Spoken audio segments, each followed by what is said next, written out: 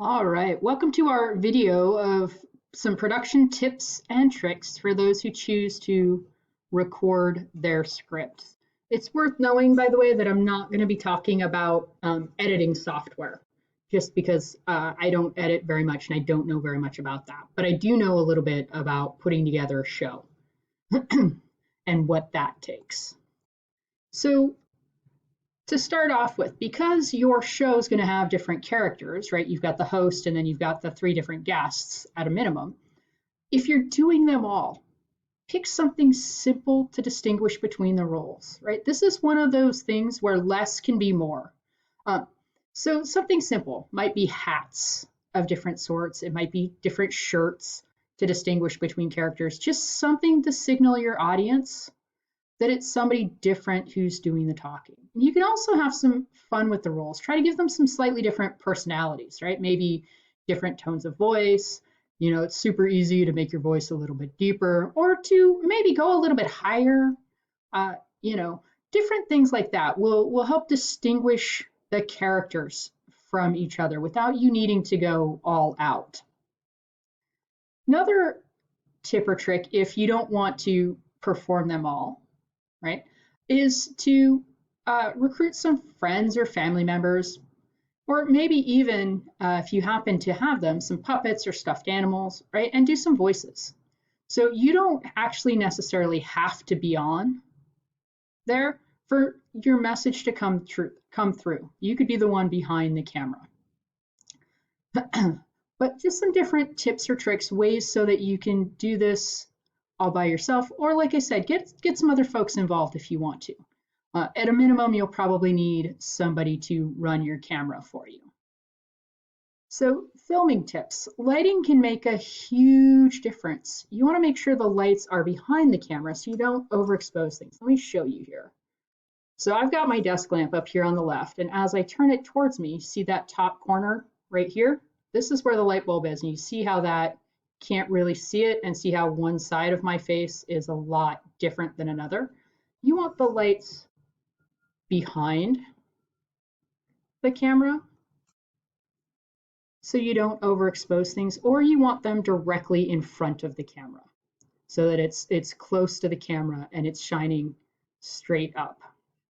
Okay, but you want to make sure that it's behind the camera if you can, just so that you're not overexposing things. Okay. If you're worried about your script being visible, and some kids do and some kids don't, either way is fine, right? But if you're worried about it being visible, index cards are a little bit easier to hide than scripts. And also just know that it's easy to hide scripts in books or magazines that folks are holding. So it doesn't look quite like a script, but it looks more like a prop that they're using. Okay, so if you're worried, if you don't want your characters to have a piece of paper up in front of their face, right, maybe give them a magazine or something like that that they can use. Okay. You do want to encourage people, your actors are not going to have microphones like I do. So you want to encourage them to speak louder and clearer than usual so that the microphone picks it up easily and it's easy to understand. You also want to encourage them to speak a bit slower than they otherwise might as well. Nerves will make you speed up when you're recording. So folks are going to naturally talk a little bit faster because they're nervous. If they're conscious of slowing it down, then it'll be closer to a normal pace, right? So you don't want it super slow, but more like a normal pace. Some part two here, your visuals. Your visuals need to be readable on screen, which means you're going to need to zoom in on them. And you're going to want to check your video to make sure that they're visible. You want to make sure that they're clearly visible, right? If you know how to edit your video and combine segments, you can put your visual on something like PowerPoint and edit it in. And WeVideo would be a good software program for that. And I know the district provides access to that, or at least it used to.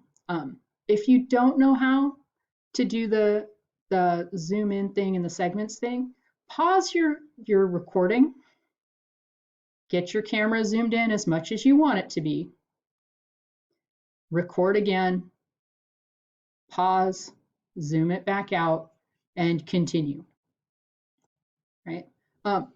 One other tip and trick, and I see this all the time with kids who do skits or who try to publicly speak. They don't practice. So practice what you're doing. Practice, practice, practice.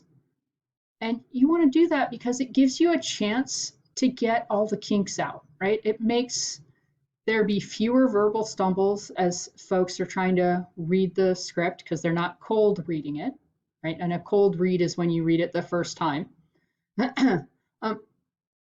And they're not doing things like giggling because they're nervous or things like that. They've already done things once or twice. They've had a chance to kind of get used to things.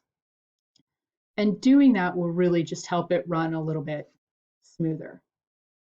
So my number one biggest tip, though, to remember with all this, have fun. Have fun. I'm looking for a decent presentation, right? Not a Hollywood blockbuster. So good enough is absolutely good enough. There's some giggles in there, not the end of the world. If I hear you talking about adjusting the zoom and then I see the camera zoom in on your visual, not the end of the world. It's just not. Good enough is good enough. Have fun. All right, I'll look forward to seeing what you put together.